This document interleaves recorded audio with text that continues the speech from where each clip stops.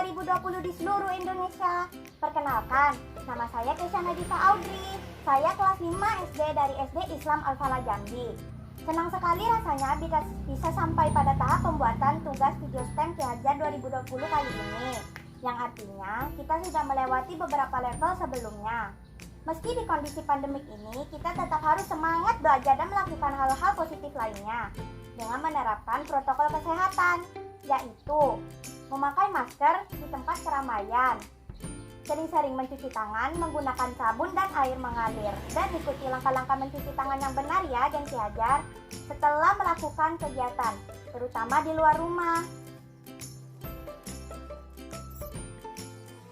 Dan jangan lupa menjaga jarak ya teman-teman. Virus COVID-19 yang saat ini melanda dunia sangat mudah menyerang tubuh yang memiliki sistem kekebalan tubuh yang lemah. Mengapa?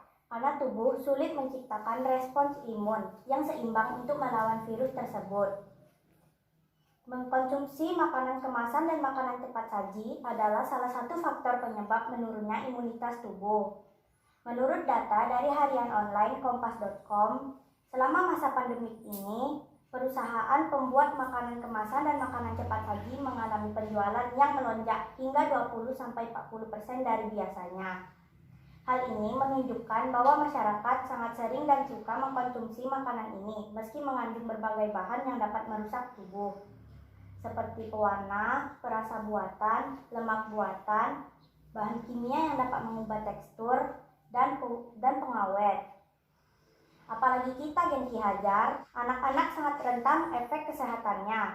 Tubuh mereka sedang alami masa pertumbuhan dan sangat rentan terhadap bahan kimia yang beracun, dan imunitas tubuh mereka dapat menurun. Salah satu wujud hidup sehat di era kenormalan baru adalah dengan menjaga asupan makanan dan nutrisi yang telah masuk ke dalam tubuh kita. Agar imunitas tubuh tetap terjaga, kita perlu mengkonsumsi makanan yang sehat dan bergizi. Makanan hasil olahan ikan adalah pilihan yang tepat.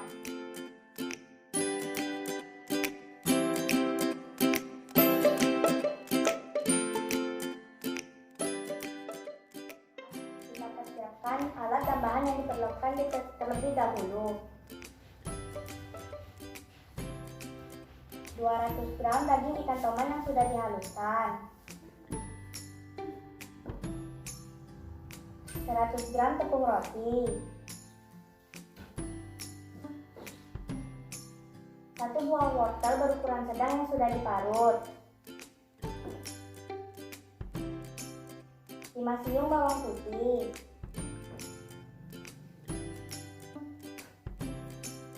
1 daun seledri dan daun bawang secukupnya, 1 sendok teh garam halus, 2 buah butir telur ayam, setengah sendok teh merica halus,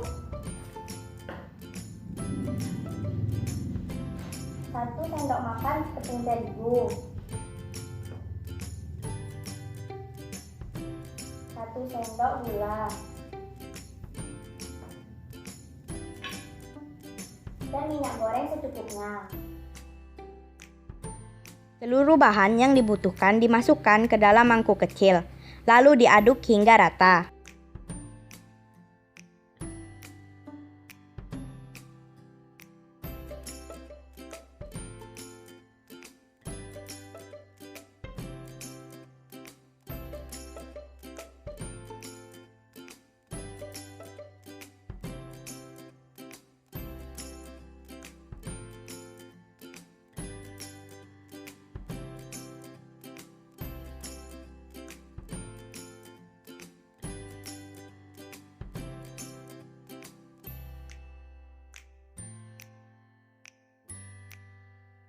Teman-teman geng Ki Hajar, adonan nugget yang rata ini secara kimia dikenal juga dengan istilah campuran.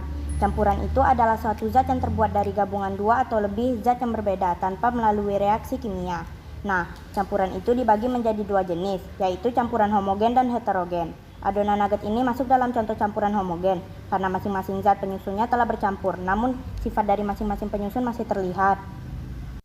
Setelah ini, kita dapat memasukkan adonan ke dalam cetakan ini ya teman-teman. Nah, kalau teman-teman lihat, cetakannya berbentuk seperti bangun ruang balok dengan panjang 20 cm, lebar 10 cm, dan tinggi 5 cm.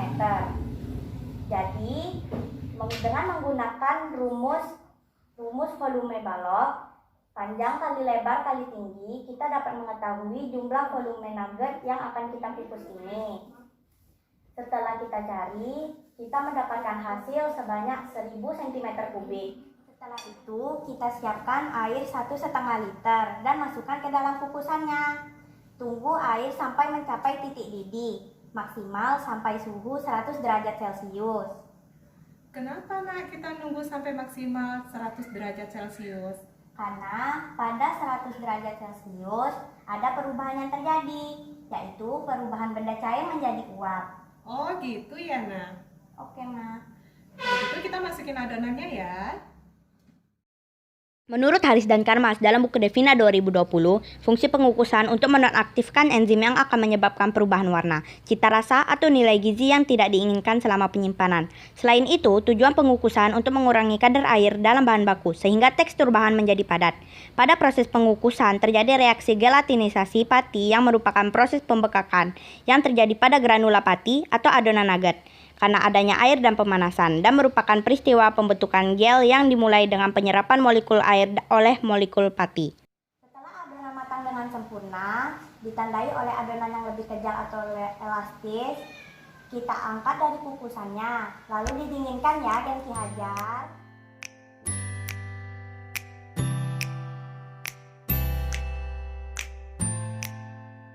Setelah didinginkan, nugget siap untuk diiris sesuai selera. Setelah itu, kita lanjut ke proses butter, yaitu perekatan telur.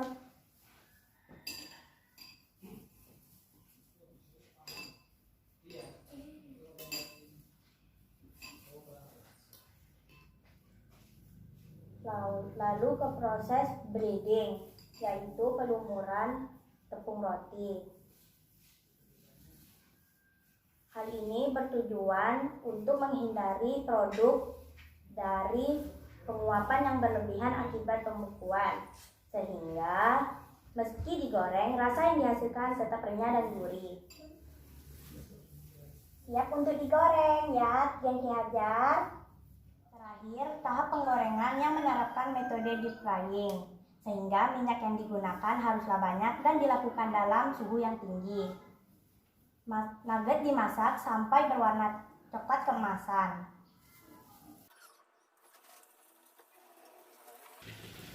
Pada proses penggorengan ini juga terdapat proses perpindahan panas secara konduksi. Proses perpindahan panas secara konduksi merupakan perpindahan panas melalui medium zat benda padat, yaitu wajan penggorengan. Nugget ikan toman sudah siap disantap. Jadi teman-teman Gen Ki Hajar 2020, mari kita biasakan untuk mengkonsumsi makanan yang sehat dan bergizi, yaitu nugget ikan toman yang dapat menjaga dan meningkatkan daya tahan tubuh agar tidak mudah terserang virus maupun penyakit. Selain badan menjadi sehat, setelah new normal mendatang, kita dapat menjual nugget ini sesuai dengan modal yang dikeluarkan agar mendapatkan keuntungan yang sesuai. Demikian video STEM saya kali ini. Semoga bermanfaat dan memotivasi teman-teman untuk menjaga kesehatan dengan mengkonsumsi makanan yang sehat dan bergizi, yaitu nugget ikan toman khas dari Jambi. Wassalamualaikum warahmatullahi wabarakatuh.